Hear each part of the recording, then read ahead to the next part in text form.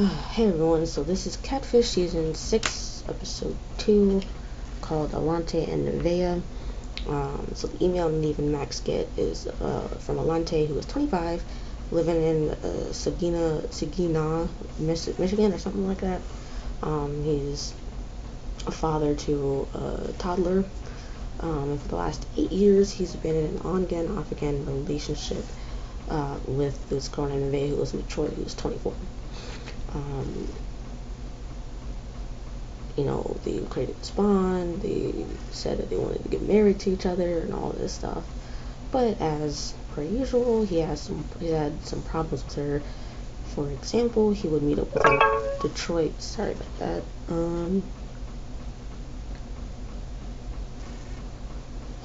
He would try to meet up with Detroit, but as usual, something would always come up last minute. Also, even though they would talk on the phone for hours, she would disappear for weeks or months at a time.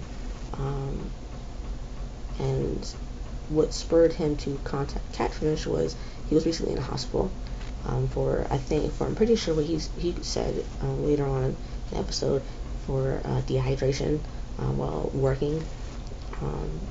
And so he wants to get to the bottom of what's going on with him. So,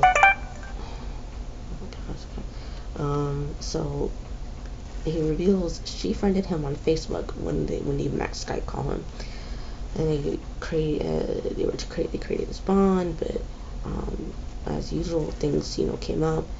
We find out he went to meet up with her at a mall, and he waited there for 2 hours until she finally texted. And we also find out they video chatted before, but she would be in complete darkness, like literally no facial features were seen. Maybe her silhouette of hairline was like visible, but pretty much everything was in complete darkness. And she would say stuff like, "Oh, I don't want you to see my hair out like this," or whatever. So Nev and Max then go to Michigan, and then to his house. He then reiterates that she would disappear for weeks at a time, and he explains there was this one time Neveah was gone for literally 4 months. And what happened was he started talking to this other girl while Neveah was gone that whole time. 4 months come and go, and then Neveah comes back up and he drops this other girl that he was seriously talking to. So this is when Nev and Max decided to go to the cafe as usual, and they first check the pictures, and one of them comes up, leads them to a website that then leads them to an Instagram page for a girl named Audrey. So Nev was like, "Well, we basically found the mask. We just need to figure out who Neveah actually is." So a producer gives them this trick of finding out Neveah and Alante's mutual friends, which are 46. So they send a message to all of them asking how they know her, and then they run the number. After they send a message to people, they run the number. There are 2 numbers. One that Alante and Neveah only text each other with, and that's the one they run first. And it comes up with an unknown name, but in Iowa Falls, Iowa. It's also a landline, meaning it's a texting app. The other number comes up as 2 names, or comes up with 2 names. I don't remember if it's like the same last name or if it's just under the same plan or what, but both the names are Christopher and Latoya. So they run Latoya on Facebook and they find her. So they did the same check with Latoya's mutual friends with Alante, and they find out they have 23 mutual friends. So just then they get a message from a person that they sent a message to earlier, and so they call this person, and he explains that Neveah sent him a Facebook request a few weeks ago and started flirting with him. So this explains why she would just ghost him for several weeks or several months at a time, for the last 8 years, because she was flirting with other guys. So the next day, after the whole investigation, Neve explains to Max, well, I got a call from two people afterwards, after finishing the investigation, and both of them were guys. So they go to Alante's, give them all this information, and then decide to call her on her phone number that she uses to call him on. And but her they only get a voicemail. The thing is, her voicemail isn't set up. So set up. Well, it's set up to receive voicemails. So they send her a text and wait. But then even Max decides to just go back to the hotel or something and wait there. In the car, Neveah or some number calls them. And the person on the phone says she's Sierra, but she knows Neveah. So she meets with Nev and Max somewhere, like on the intersection, and Sierra says she feels like she's in the middle and wants Neveah to come clean. Sierra then calls Neveah and gets Neveah to meet them at a park in an hour. So even Max go back to Alante's, give them the info, and go to the park. But before they go to the park, we find out Sierra had a crush on him, like a major crush, not just like one of those high school crushes. It's like there's a major crush apparently. Anyway, so at the park, you find out it's Erica, Alante's god sister, that we met. I think it was the day before, right before they gave him the information. Erica then says doing this whole thing was supposed to be a lesson for Alante because Sierra had a crush on him, and Erica didn't want to be in the middle of it. I'm like, girl, first of all, that ain't your decision to make. If he wants to pursue this girl, as long as she's like 18, who the fuck cares? She's at that point, she's a consenting adult, and he's definitely a consenting adult. So for you to get in the middle of that, that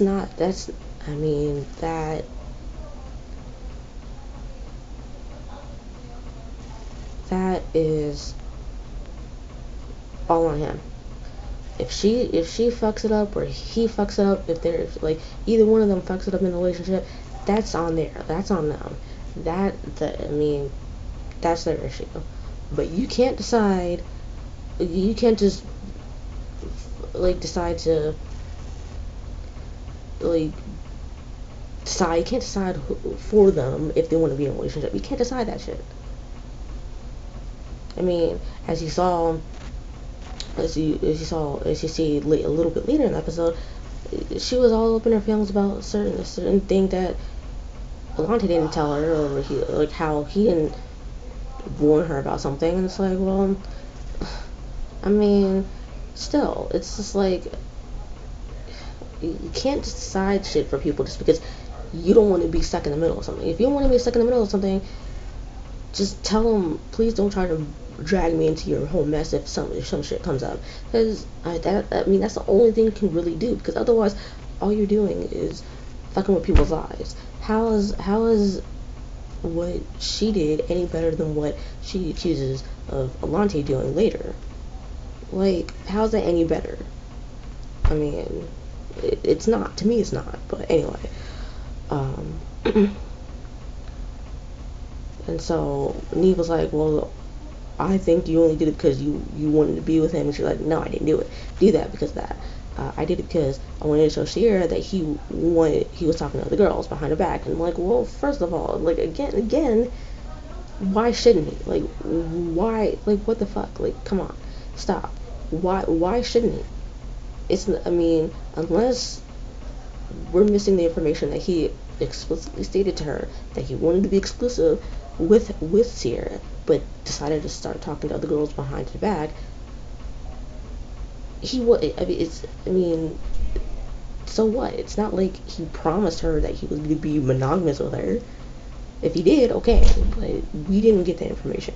So we didn't get the information any point after this. So I'm assuming he never said that to her, and she knows it. Sierra knows it, that he never exclusively promised her that they would be monogamous. So again, Stop meddling in people's lives. Because you honestly, at this point, you're interfering with people's love lives for the detriment of them. Not, I mean, anyway. Neve then asks the very good question of why she would have Sears back um, over Alante. It's because there's like she's been saying this entire or every time we've seen her, she's like, well, Alante's my god brother. He's basically my blood, even though he's not blood related to me, and he like I'm very close with him and all this stuff and like yada yada. Like, well, that's true. It's like just because she's a woman doesn't necessarily mean that you have to cape for her. Like, come on. Like, I mean, if he's such a prominent figure in your life and you're very close to him, why the fuck would you why the fuck would you do this to him? Like, no. Um. Yes. That's a water. There you go. Mhm.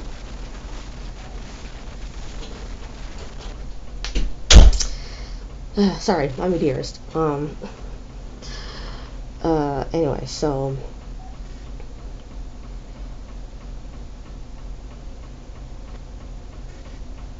she's like, well, cause I'm a female, I know how it feels. Like, and Neve's like, well, I call BS on this, which I think is all. Cause I mean, come on, like, I mean, I don't know. It's just there was definitely a better way to do this than that.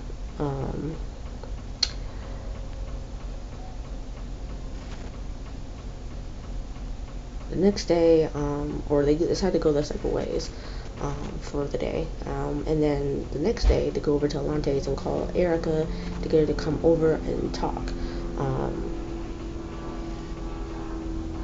Then when she comes over, she's like, well, she says, well, if you do me wrong, I'll get you back.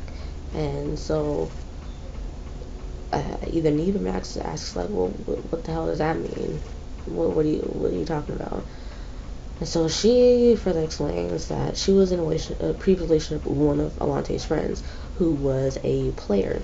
And apparently Alante knew that, but never told her.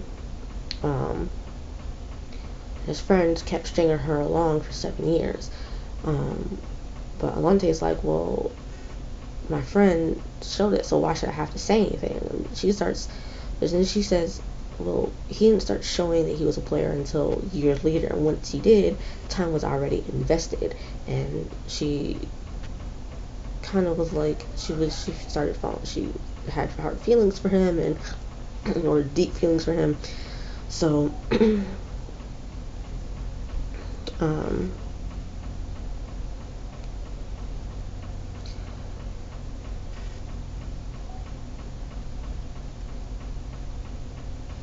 and so she was like, well, I agree, I shouldn't have done this to him, and apologize for it. And I can see why she'd be upset about that. Why she would be upset that if Alante knew, he should have told her. And this is a situation where, yeah, if you know your friend is a dog and allows you to date him anyway, without at least forewarning her, then I understand why she'd be upset. What I don't agree with is for her to then just turn right back around and pretty much do the exact same thing that your ex did. How is that right? That's not right. I mean, I understand being angry about it. No one's saying that you're not supposed to be angry. But I mean, that's not the way to, I mean, because I'm assuming she's like about 25 as well. She's like between 22 and 25, or maybe possibly even older than that. I don't know. But, because I don't think they said how old she was. But yeah, like, no. Like, I mean, that's literally doing the same exact thing as what your literally what your ex did, because she said that he was a player. He would go like he would talk with other people behind her back, and you know, or be with other people behind her back anyway. Like actually being into a relationship, like being in a relationship with her and another woman. Um, and she's literally doing the same thing. She's talking to other men behind his back. Like, how is that? Because she's basically promising to want to be with him, and she's like, when you're saying you want to marry me, I'm gonna assume that it means you want to actually, like, you're exclusive with me. So basically, she did the same exact thing as her ex did, the one that was a player. So I get that like, people who are younger tend to not think things through clearly, but she's like 25, or almost 25. Like, you should be like thinking more critically about this shit. I mean, if she was like 16, okay, I can give her somewhat of a pass on this, but still. But no, she's not. She's like older than that. She's definitely older than that. She's like over like 21. So anyway, so 5 months later, we find out Alante and Erica are on speaking terms and are working on their relationship or friendship. And this all pretty much started because of the fact that Alante's father recently passed, and so she was like, you know what, I need to be there for him because of his father passing recently. So I'm gonna I'm going to let things go and try to work on our relationship, our friendship, and all that, which I like. I like the fact that they worked on it,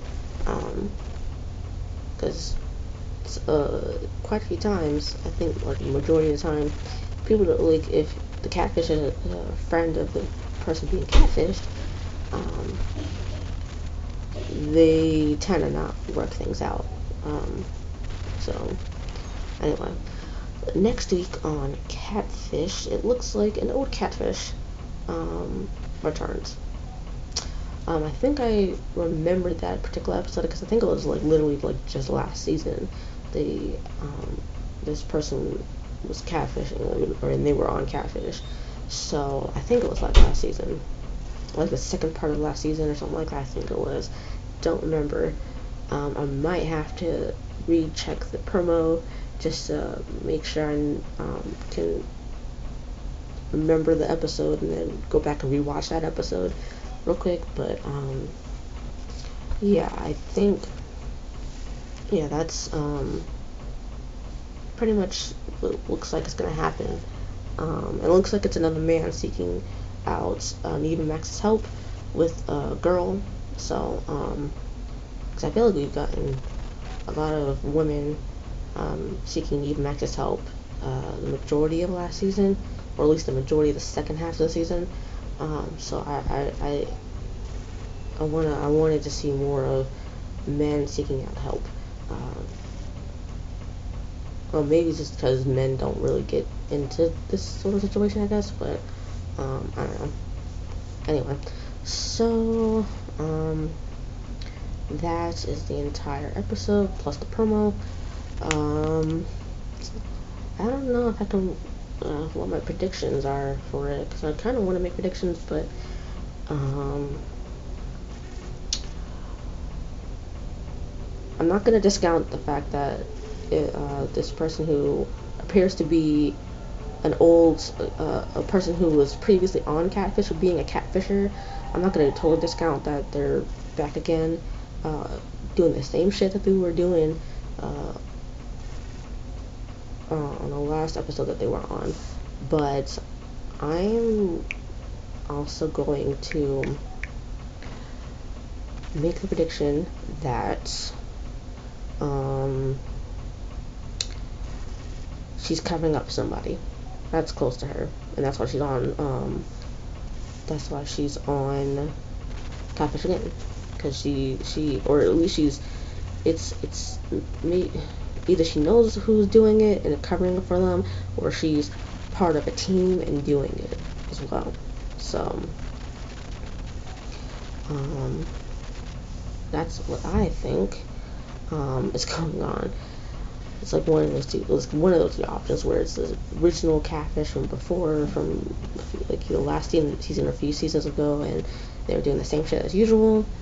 Um, they know who it is, but covering up for the catfisher, or they are part of the catfishing team to catfish this guy.